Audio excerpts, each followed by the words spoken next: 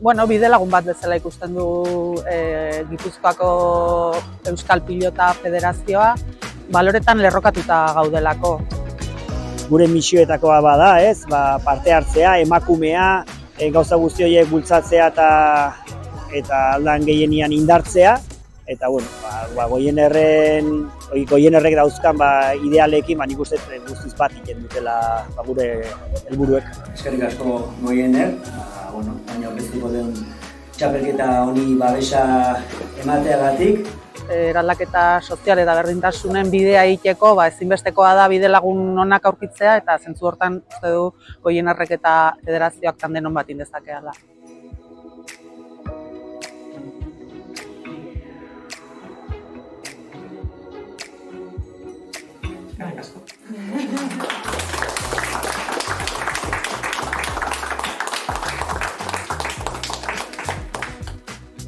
Nik gutzako oso garrantzitsua dela holako kooperatio batek gugan apostu egitea, pelotan gan eta batez neskia gan. Txapelketa lauterdiko txapelketa da, txapelketa politia gainea, oso erakargarria, emakumezkoek maila oso ona ematen dutena gainea.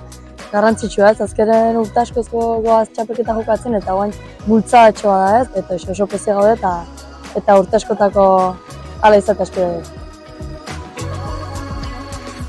Goienerren sare sozialok erabiltzen ditugu gure proiektu ezagutzera emateko eta gure familia handitzen joateko. Azkenen komunen gauze asko ditugun kolektiboak die eta bide bat ikusten dugu hor elkarrekin egiteko.